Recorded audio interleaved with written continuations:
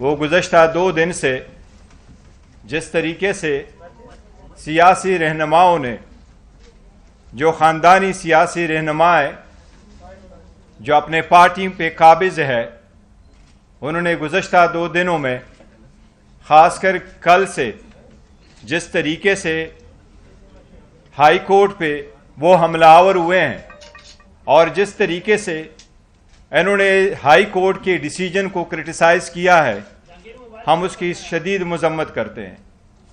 ان کا روش یہی رہا ہے، جب بھی کوئی ڈیسیجن آ جائے تو بجائے اس کے کہ اس کو فیس کرے، قانونی راستہ اختیار کرے، پریس کانفرنس کرا کے ججز کو اور اداروں کو تنقید کا نشانہ بناتے ہیں۔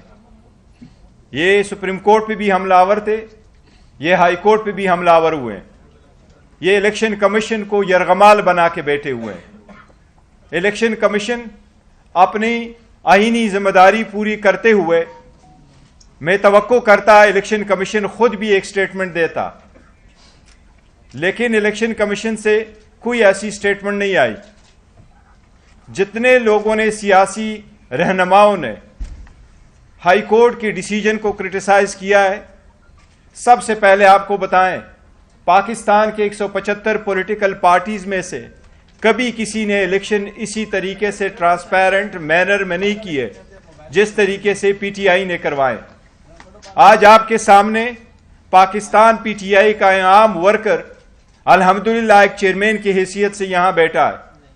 ہمارا اصل چیئرمین، ہمارا اصل لیڈر کل بھی جو تھا، آج بھی ہے اور کل بھی رہے گا، وہ عمران خان صاحب ہے۔ وہ چاہے جیل میں ہیں چاہے باہر ہے، وہی رہنمائی کرتے ہیں اور وہی لیڈ کرتے ہیں۔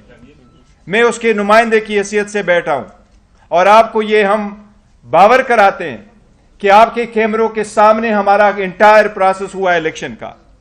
ہم نے جتنے الیکشن کرائے، اس پارٹی نے ہمیشہ فری، فیئر اینڈ ٹرانسپیرنٹ کرائے۔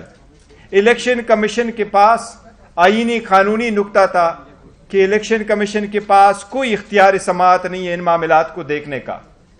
الیکشن کمیشن نے کہا کہ آپ کا چیف الیکشن کمشنر کی ریزگنیشن نہیں ہے، وہ chief election commissioner already resign کر چکا تھا اور سیکرٹری جنرل آلریڈی ریزائن کر چکا تھا۔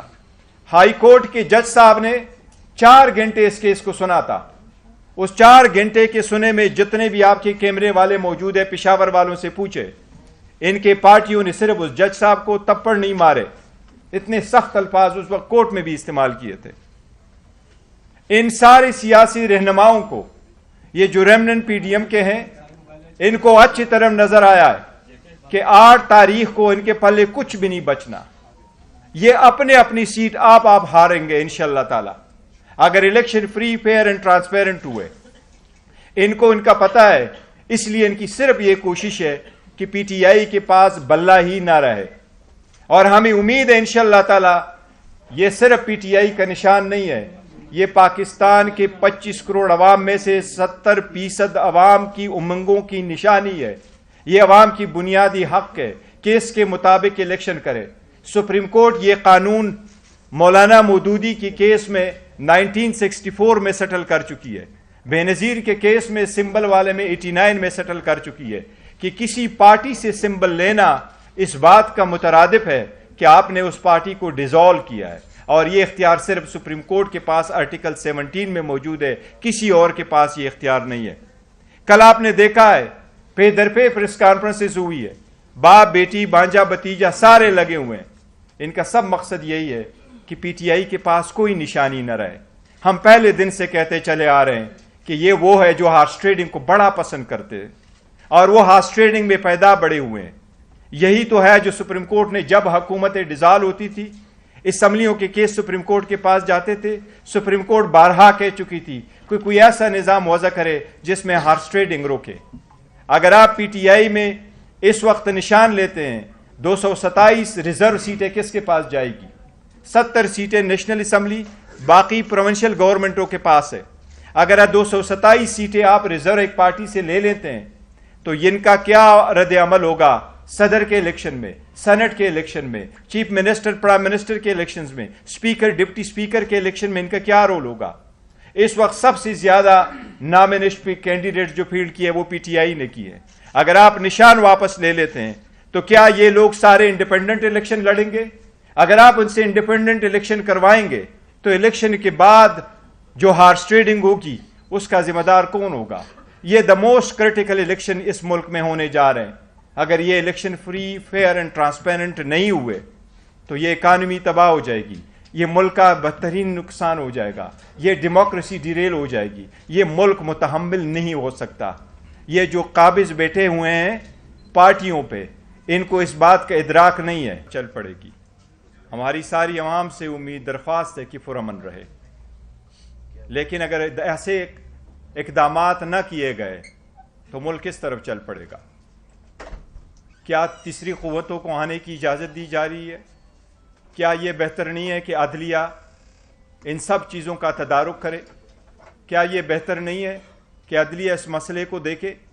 کل آپ نے دیکھا ہے یہ 2 دنوں میں ہم نے ابھی 2 پٹیشنیں فائل کی الیکشن کمیشن میں. الیکشن کمیشن جب اڈیالہ جیل آیا تھا تو میں نے پرسنلی جج صاحبان سے ریکویسٹ کی ہے کہ آپ ان کو سیریسلی دیکھیں، بجائے اس کے کہ آپ اڈیالہ جیل آ جائیں. آپ انڈین الیکشن کمیشن کے پیروی کرتے ہوئے، ان کے تقابل کرتے ہوئے آپ کائنڈلی گراؤنڈ پہ رہیں. آپ کے سامنے یہ پٹیشن ہم فائل کر چکے ہیں. یہ 80 سے زیادہ کیسز ہے جو الیکشن کے نوٹس میں ہم لے کے آ رہے ہیں کہ لوگوں سے کس طریقے سے نامنیشن فارم چینے گئے، یا ان کے ڈاکومنٹس چینے گئے، یا ان کے پروپوزر سیکنڈر کو اٹھایا گیا، اور جن کو نہیں اٹھایا گیا، جن کی اسکروٹنی ہو گئی ہے، اس کی اسکروٹنی پہ آرڈر نہیں ہوا. اگر آپ عورتوں کی نامنیشن فارم سے کوئی گیم کرتے ہو، یہ بھی ایک ریکوائرمنٹ ہے 5% ہونا. ہم عدلیہ کو ابھی سے بتا رہے ہیں کہ یہ ایک بڑی سازش ہو رہی ہے. اتنی بڑی پارٹی کو پولیٹیکل پروسیس سے نکالنا یہ ڈیموکریسی کو ڈیریل کرنے کی سازش ہوگی. کائنڈلی اس پہ نظر رکھیں اور اس کی طرح اقدامات کریں. جس طریقے سے شاہ محمود قریشی صاحب کو روکا گیا، جس طریقے سے اس کو ڈیل کیا گیا، جس طریقے سے اس کو رات ایک ٹھنڈے کمرے میں رکھا گیا، یہ سارے اس پولیٹیکل پارٹی کو اور اس کی لیڈرشپ پہ پریشر ڈالے اور ٹیررائز کرانے کے لیے ساری ایک سازش ہو رہی ہے. عدلیہ سے ہم ہمیشہ سے درخواست کرتے رہے ہیں کہ کائنڈلی ایک ہی طریقہ ہو سکتا ہے، یا عوام خود کریں یا عدلیہ کرے گی. ہمارے عوام سے تو امید ہے، درخواست ہے کہ وہ پرامن رہے، لیکن ان کے بنیادی حق سے محروم نہ کرے. ان کے بنیادی حق اس پروسیس میں پارٹیسپیٹ ہونے کے لیے عدلیہ سے درخواست ہے کہ اس مسئلے کو دیکھے. یہ بیٹ کا مسئلہ ضروری ہے، اس الیکشن پروسیس میں پارٹیسپیٹ ہونا ضروری ہے، اس الیکشن پروسیس کا مکمل ہونا ضروری ہے. اگر سپریم کورٹ نے سوموٹو لیا ہے اور اس بات کو ورسی کر رہی ہے کہ الیکشن 8 فروری ہو، تو اس کا ہر سٹیپ اس وقت تک جب تک سارا final nomination of the return candidate نہیں ہوا ہو، اس سب کے لیے لازم ہے کہ یہ سپریم کورٹ اپنے سپرویژن میں دیکھ لے. آپ سب کا شکریہ. کوسا صاحب کچھ کہنا چاہیں گے؟